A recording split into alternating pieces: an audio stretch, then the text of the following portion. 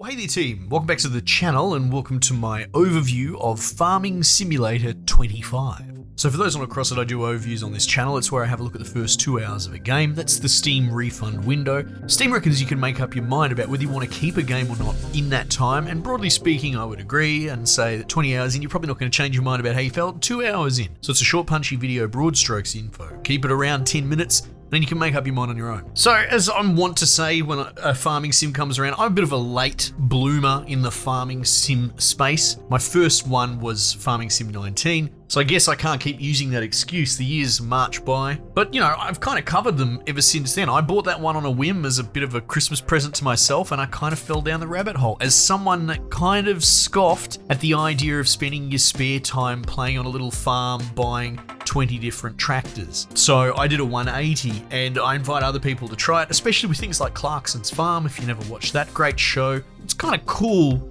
to get in touch with farming a little bit, even if it is in the virtual space. But at that same time, if you don't like farming simulator games, like maybe you have tried them and you just didn't get it, it's probably not going to change your mind, such is the case of iterative sequels. And honestly, I'm generally quite happy.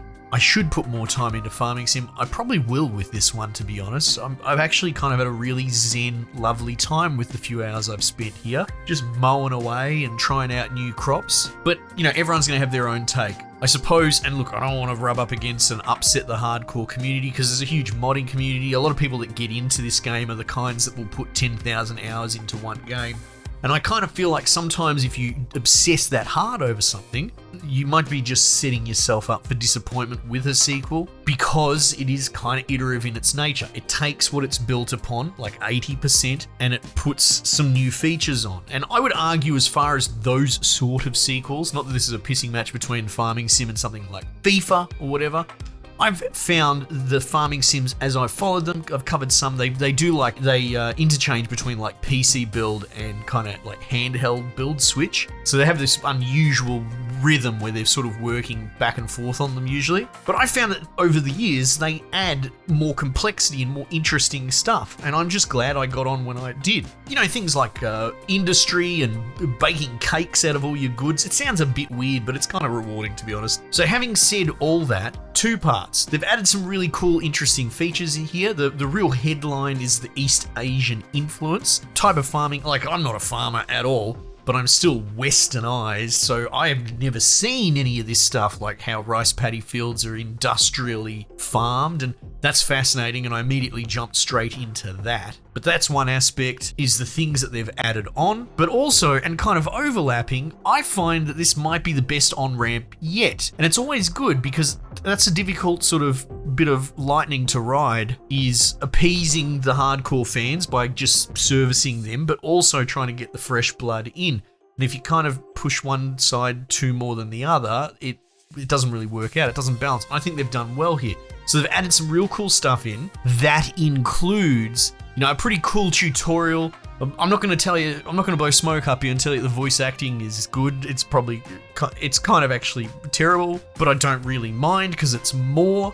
And a lot of the interface in previous games will have kind of tutorial windows, and if they're in there, well, they're buried away, I can't find them. But what I think they've actually done is they've kind of exported that into characters in the world. So there's a light backstory that the sort of intro easy mode start will give you, where you're kind of taking over your farm from your pops, your grandpa, I guess, and he's got friends in the community and that as well. And so there's all these little talking heads that you can go around to. And, you know, one of his sidekicks, Ben, I think his name is, I'm like, hey mate, how do I make rice?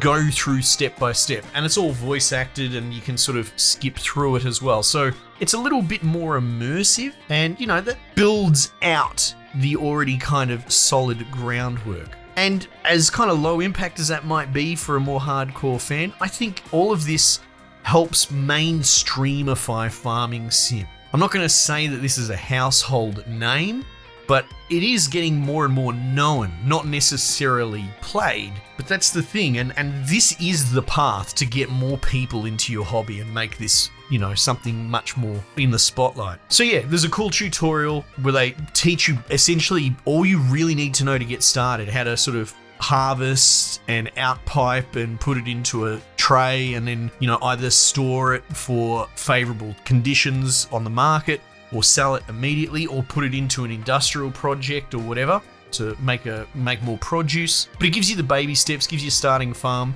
There are 3 preset starts: easy, medium, hard they're called. And, easy is that tutorial with a built-in farm. Medium is the kind of, I would say, standard mode that I would normally play, where they give you a bit of, capital, like $1 million, but no farm or anything, and you just sort of buy up one field at a time and find your way. And then you've got the hardcore mode as well. There are 3 different environs. I just did the tutorial on the first one, which I think is America's. There's a Europe one, but there's an East Asia space as well. And I basically re-rolled after I did the tutorial just to see what that was all about and jumped into rice farming. So I bought a couple of rice fields. That thing's a whole new different mechanic. There's long and short grain, but I think you can do things like spinach and all that as well. So there's a couple of different crops with this different kind of build structure, in that they sit in like a sort of shallow water pan, rice paddies, that sort of stuff. You've probably seen them in movies. And so this is sort of another layer, or at least a little bit of an alternate to the way the more traditional Western farming loop goes. If you've made it this far and you're from the outside looking in,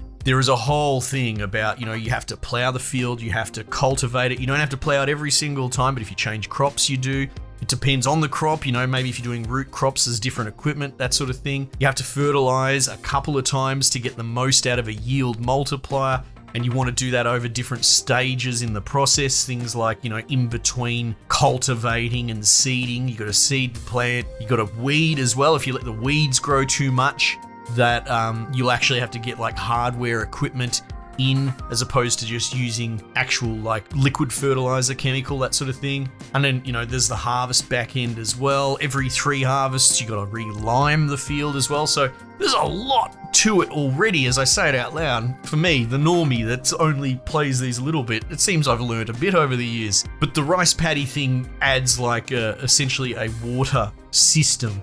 And at the different levels of growth, you have to regulate the water levels. I haven't really gone deep on that. I've kind of just bought some farmland, harvested the rice. The equipment looks really interesting and unusual, especially the planter, how it has the little plant cartridges that go into it. It's really cool. It's really novel for me. And, you've got like long grain rice, which apparently is a little bit more hardcore. You have to be more stringent with the water levels. And, I've got like a little greenhouse on the plot that I bought where apparently, I didn't figure it out, I didn't get around to it, but you can kind of grow your own little rice seeds, through some sort of water combination system. Anyway, so that's really cool and interesting. They've added some more animals, which is something regrettably I haven't really gone deep on in this game, but they've added in things like water buffalo, I think. Maybe, I think goats as well.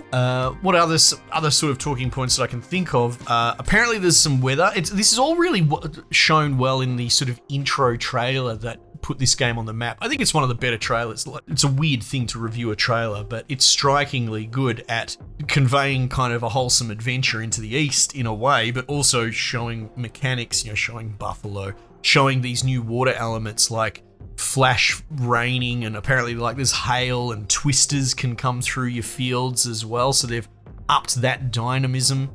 There's also like some sort of deforming thing going on with your tractor prints in your field. Like when I was plowing and cultivating, I noticed that, and it might be little things, but it kind of adds overall the fidelity of the world, the density of objects, I suppose. It feels more than what I've seen previous and what I'm used to. The buildings still look a bit, and the draw distance seems a bit sus. But they're getting there, step by step, they're adding more. And so far, I'm pretty impressed and kind of sucked in. Quality of life stuff as far as like the shop and the way that's broken up. They've got starter packs, so if you do want to go down the rice rabbit hole, you can pretty much just buy there'll be 5 things in that menu. I mean, that was in previous games. It's good to see that here, but they've also split them into not just vehicles, but categories as well. So if you want to do any sort of cultivating or field prep, it has all that stuff in the category. And if you click into them and click onto the things, it gives you a little blurb. It tells you what it does. What I'm saying is you got to remember the roots of this game are in kind of a very niche hobby within a hobby, right? Like being a farming enthusiast and then video gaming around being a farming enthusiast. And a lot of that sort of obscure assumed knowledge that, probably was more born in discords and chat rooms and, private chats outside of the public eye. They're getting better at telegraphing it with each iteration and making this, to circle back to the beginning, making it a much more mainstream experience for people that are interested in on-ramping. Because, again, just to wrap it up and put a bow on it, because we've gone back to the beginning, as much as I kind of poo-pooed this back in the day, younger Scarlett rolled his eyes at the idea of Farming Simulator, but as I started to become curious over the years before I took the dive, there's an intimidation factor. I don't know anything about it. I'm a million sequels behind. How overwhelming is it going to be? And it's kind of got an inverse relationship. Each version, including this one, it's only getting easier as a newbie to pick this game up. So yeah, try it. If you are interested, if you've thought about dipping your toe, maybe this is the one to pull the trigger on. I look forward to putting more time into it. Anyway, team, might just leave it there for the time being, and I'll catch you guys on the next one.